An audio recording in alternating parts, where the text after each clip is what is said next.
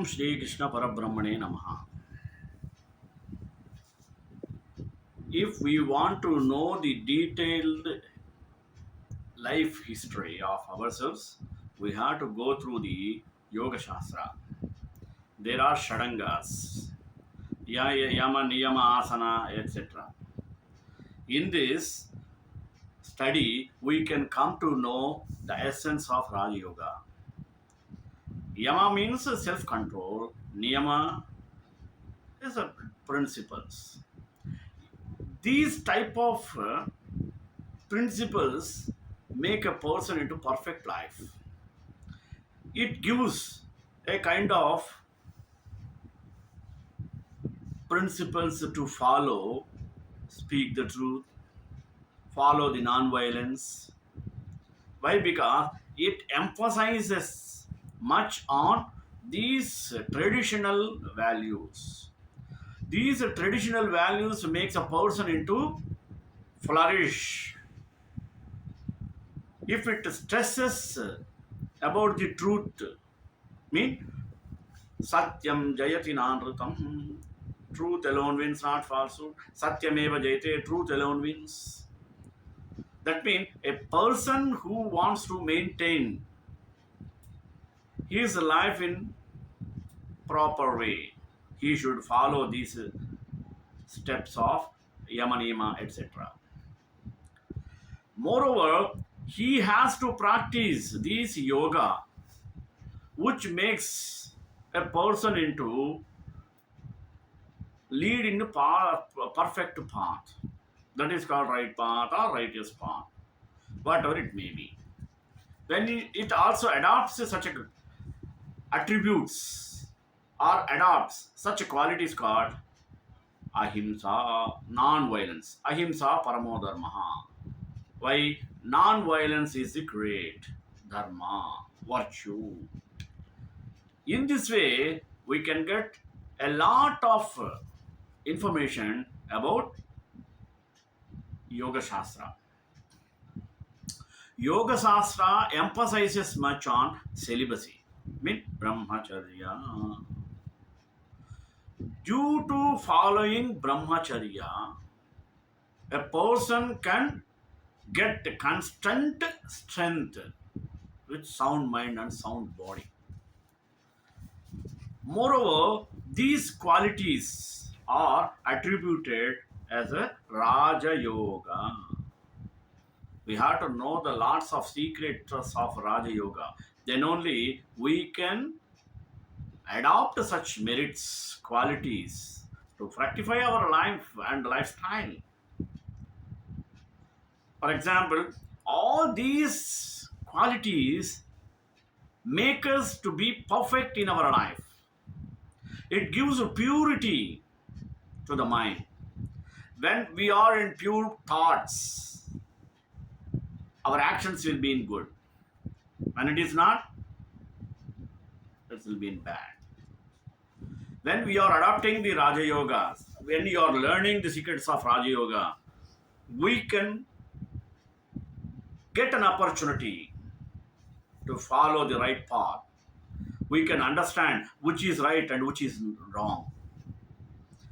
Because lack of these differences, lack of using our wisdom, we are not able to follow the systems of Vedic prescriptions, Vedic rules and regulations. Everything is meant for our development. That we have to understand. Unless you understand, you cannot go even a single step forward. Everything is hidden in this Yoga Shastra. It makes a person to adopt such higher qualities to uplift one's life into purity and contentment. A sort of self-contentment is needed to lead the life into blissful way. So whatever it may be. So basing on these things, today I want to discuss before you about secret of Rajayoga. Let's start with prayer. Krishnaya Vasudevaya Haraye Paramatmane Pranatah Kleshanashaya Govindaya Namo Namaha. Let us have order in Yama and Niyama. There is a deliberate order in the five parts of or limbs of Yama, means self control. Ahimsa, non violence, comes first because man must remove his brutal nature first. He must become non violent. He must develop a cosmic love. Only then does he become fit for the practice of yoga. These are the primary steps. Because the whole phenomena of Maya is asat or unreal, the aspirant should be aware of this fact. He should ever remember the truth, mean Brahman. Then comes Asteya, mean non-stealing. Because he must develop moral consciousness, he must know right from wrong, righteousness from unrighteousness, and he must know that all are one. Brahmacharya is a divine attribute. The aspirant is now becoming a superman by the practice of brahmacharya or celibacy. The fifth is aparigraha. The yogic student is free from desires, cravings, unnecessary wants, luxuries, desire to possess and enjoy. He has a very expanded heart. Yama is taking of vow. Niyama is religious observance. Yama is not a policy or company manners or courtesy. It is sticking to ideals and principles. It is development of divine traits that will transform human nature into divine nature. It annihilates desires, cravings, evil qualities. It eradicates brutal instinct and brutal nature. It removes harshness, violence, cruelty, and covetousness. It fills the heart with a cosmic love, kindness, mercy, goodness, purity, and divine light. It is the foundation of divine life or yoga on which superstructure of samadhi is built. It is a cornerstone of yoga on which the edifice of super consciousness is built. Niyama is a canon of religion observance. It consists of five limbs, namely Saucha, Santosha, Tapas, Swadhyaya, and Ishvara Pranidhana. Shaucha means is a purity, internal and external purity. Santosha is contentment, tapas is austerity or control of senses of scripture, the senses are meditation. Swadhyaya is study of scriptures. It means also chanting of mantra or inquiry. Ishvara Pranidhana is self surrender to the Lord. It is consecration of one's work as an offering to the Lord. There is an intimate relation between Yama and Niyama. Niyama safeguards Yama. If one has internal purity, one can get established in Brahmacharya. If you have contentment, you will not steal or hurt others or tell lies. It will be easy for you to practice aparigraha, blessing of ahimsa. Ahimsa is one of the foremost vows of good life. It is a supreme duty of man. Ahimsa paramo dharma. The scriptures declares in the regeneration and divinization of man, the first step is to eliminate the beastly nature, brutal nature. The predominant trait of beast and is cruelty. Therefore, wise sages prescribed ahimsa. This is the most effective master methods to counteract, and eradicate completely the brutal, cruel nature in man. O earnest aspirant, ponder the great significance and immense importance, value and blessings of ahimsa, and start this practice now, this moment. Ahimsa is not merely non killing as some think. Ahimsa is a perfect harmlessness and positive love also. It is to us abstain even from the slightest thought of harm to any living creature, mentally, verbally, or by deed. There is no excuse nor exception to the above rule. Harsh words to beggars, servants, or inferiors is also called himsa. To fail to relieve pain or trouble in another is negative himsa. To approve of another's harsh actions is against ahimsa. Avoid strictly all forms of harshness, direct or indirect, positive or negative, immediate or delayed. Practice ahimsa in its purest form, O Saumya, and become divine. Ahimsa and divinity are one. Ahimsa is a weapon of the strong. It cannot be practiced by weaklings.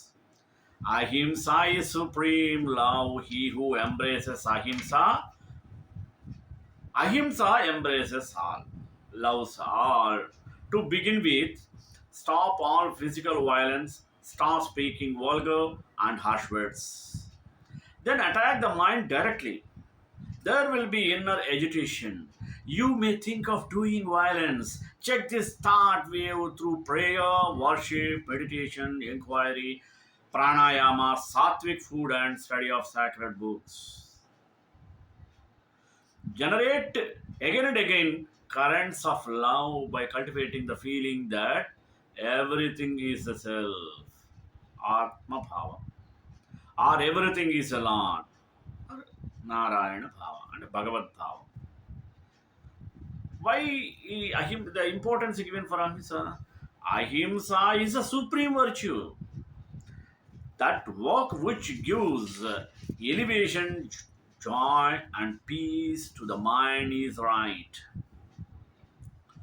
That which brings depression, pain, and restlessness to the mind is wrong. This is an easy way to find out what is right and what is wrong. Selfishness clouds understanding. Therefore, if a man has got even a tinge of selfishness, he cannot detect what is right, what is wrong. A very pure, subtle, sharp intellect is needed for this purpose. The Gita describes the nature of Sattva, purity, Rajas, dynamism, and Tamas, inertia in relation to reason, in chapter 18. It says that which knoweth energy and abstinence, what ought to be done and what ought not to be done, fear and fearlessness, bondage and liberation, that reason is pure, O Partha.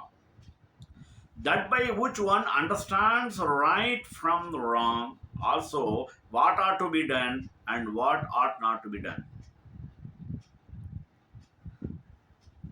It is a passionate that which unwrapped in darkness thinks wrong to be right and which sees all things subverted.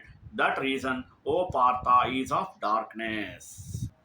This is a very good maxim. The whole gist of right conduct is here. If one practices this very carefully, he will not commit any wrong action. Ahimsa paramo dharma. Ahimsa means is non-injuring in thought and word and deed. This is the highest of all virtues. If one is well established in ahimsa of thought and word deed, one can never do any wrong action. Ahimsa comes first in the practice of yama or self restraint. To give pleasure to others is right. To spread misery and pain is wrong. One can follow this in one's daily conduct towards others and can evolve in one's spiritual path. Do not perform any act that brings you shame or fear. You will be quite safe if you follow this rule. Stick to any rule that appeals to your reason and conscience and follow it with faith and attention. You will soon evolve and reach the abode of eternal happiness. Then, what is Satyam? God is truth. He can be realized only by speaking truth and observing truth in thought, word, and deed. Truthfulness, equal vision, self control, absence of envious emulation, forgiveness, modesty, endurance, absence of jealousy, charity, thoughtfulness, disinterested philanthropy, self possession, and unceasing and compassionate harmless are the 13 forms of truth. Your thoughts should agree with your words, and your words should agree with your actions. To think of one thing, say another, and do a third is horrible. It is nothing but crookedness. By telling lies, you pollute your conscience and infect your subconscious mind. The habit of telling lies will be carried on to your next birth, and you will suffer in birth after birth. If you are established in truth, what will happen? All other virtues will cling to you. Penetrate more deeply into the kingdom of truth. Sacrifice your all for the truth, die for the truth, speak the truth. Truth is life and power, truth is existence, truth is knowledge, truth is bliss, truth is silence, truth is peace, truth is light, truth is love. Live to realize the truth. Okay.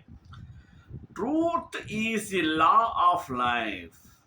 Truth means the strength of will to abide by positive principles, a sense of justice, an unbiased mind, and recognition of its subtle essence in all life. Truth is like a ladder leading to heaven, or a boat enabling one to cross the ocean of misery. Speak the truth, but let it not be unpleasant, and speak not of any pleasing falsehood. This is eternal religion. Fire burns everything, it is true to its nature. Water flows from higher level, the seed sprouts and becomes a tree. The scorpion stings, these are all true to their nature. This is Satyam. But man violates truth. He is ungrateful. He is not true to his essential nature. Wife poisons a husband. Sons are not filial towards their fathers. Sons murder their parents. This is not truth. To manifest one's essential divine nature, to manifest divine virtues is Satyam, not truth. To be true to one's own self is Satyam. A truthful man is free from worry and anxiety, he has a calm mind. He is respected by society. If you speak the truth for 12 years, you will get Vak Siddhi. Then, whatever you speak will come to pass. There will be great power in your speech. You will be able to influence thousands. Thieves. Asatya is non stealing. This is one of the five limbs of Yama. This is also another form of self restraint. Why does a man steal? He wants something when he cannot get it by legitimate ways of earning. He begins to steal things. See, desire or want is a root cause for stealing. This is a deep rooted evil trait in man. Control desire or and cravings. Reduce your wants. Reflect on do vichara. Think of the evil result of stealing, namely killing of conscience, dishonor, pinpricks, guilty, conscience, unfitness for yoga, bad name in society, punishment through the law of karma, and penal code. Think of the advantages of non theft: honor, clean conscience, reward in heaven, fitness for the practice of yoga. You will at once stop this stealing habit. Man is not a very careful and conscience one. His mind brings up very clever arguments. Some secretly take away some old journals which contain some pictures or useful matter and say, this is nothing. It is only an old copy. It will go into the hands of a shopkeeper for packing. But the thing is, he has removed it without the knowledge of the librarian, so it is theft. Even a sensitive mind becomes blunt gradually by continuous stealing, by jumping from stealing small things to big articles. Even a little dirt, a little theft affects the mind of yogic student seriously. He will have to very careful and vigilant. He must avoid even very little thefts in any form. Then alone will he have success in yoga. Let us see the steps to celibacy, brahmacharya. There are four processes in the practice of brahmacharya. First, control the sex impulse and sex vasana through dhamma, in control of senses, and pratyahara, withdrawal of the senses. Then practice the conservation of sex energy. Shut all holes through which energy leaks. Then practice the conservation of seek energy. Shut all holes through which energy wastes. Then divert the conserved energy into the proper spiritual channels through japa, kirtana, selfless service, pranayama, and study, vigilance, self analysis, introspection, and vichara. Then have a conversion or sublimation of the sex energy. Let it be converted into ojas or brahma tejas through constant meditation and Lord's grace. A Vedantin diverts his mind through asserting, I am all purity, I am sexless Atman, Om, Om, Om. A Bhakta diverts his mind through japa, kirtana, service of Guru, service in temple, study of Bhagavatam, Ramayanam, etc. A Karma Yogi diverts his mind. He is ever occupied in some kind of useful service or other.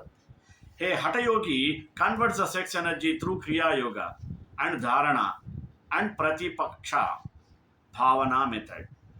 In common parlance, brahmacharya is a single life. In yoga parlance, it is a restraint of not only sense but also senses. All senses contribute their own share to sexual excitement, sexual urge. The sight raises improper thoughts. Food strengthens the sex indriya as tongue as genitals are born from the same source.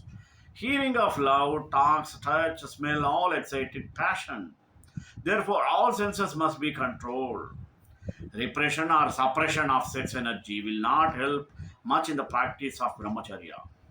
In transformation, the grass form assumes a subtle form. The grass semen becomes a subtle force. This is also not enough. Sublimation only gives full protection. Benefits of non covetousness. Aparigraha is a fifth limb of yama, mean self restraint. Parigraha is a covetousness or greed to possess and enjoy objects of the senses. Aparigraha is opposite of parigraha. This is non covetousness or non acceptance of gifts. It is the absence of craving to process and enjoy sensual objects. It is a mental state wherein the sensual craving is dead. Parigraha leads to anxiety to preserve, to fear of loss, to sorrow in loss, to hatred, anger, untruthfulness, stealing, etc. Aparigraha puts an end to all these defects and bestows peace, contentment, and satisfaction. Aparigraha is indeed an aid to the practice of ahimsa, satyam, asteyam. When the cravings is not satisfied, you become angry. You hate the man who stands in your way of attaining and possessing things. You harm him in different ways. You speak untruth. You begin to steal things. The mind is ever in a state of agitation, restlessness, dissatisfaction, and discontentment.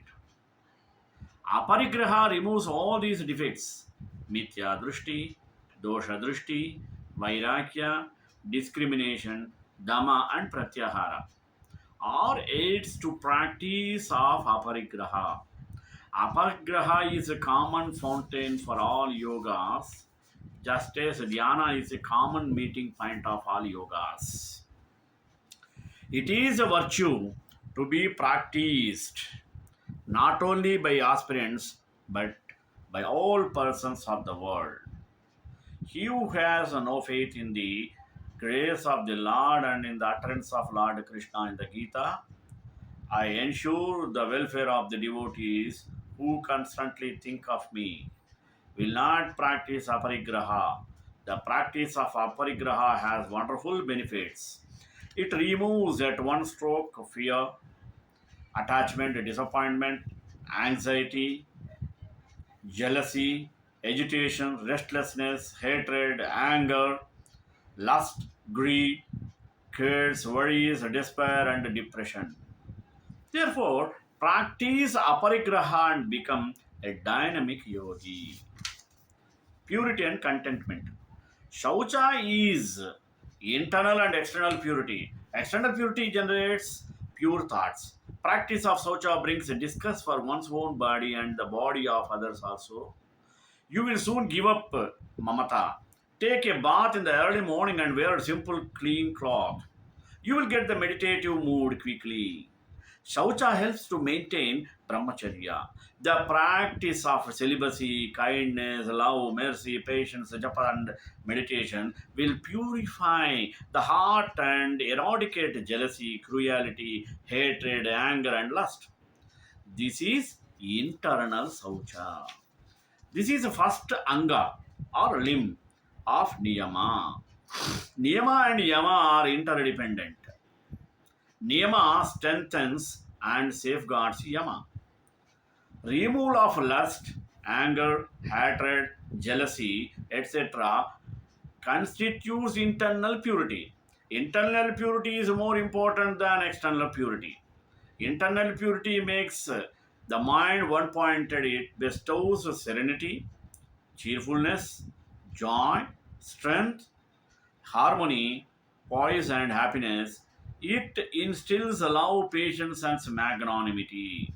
Therefore, develop internal purity through diligent and vigilant effort.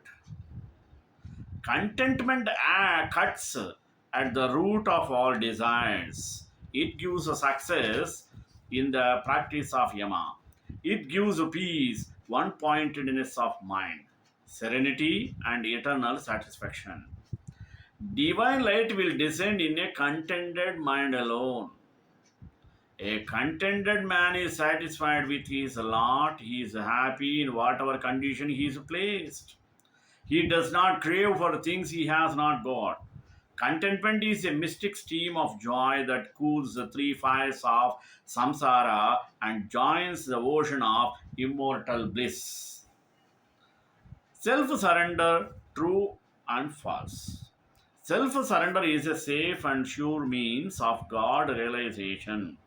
Surrender yourself and all your belongings to the feet of the Supreme. Live a life of godliness. Think that nothing is yours and that everything belongs to the feet of the Supreme. Live a life of godliness. Think that nothing is yours and everything is belongs to God. This is surrender to God. Give the power of attorney to God. Let him do whatever he wants. You will have no worry and no anxiety. You will be peaceful.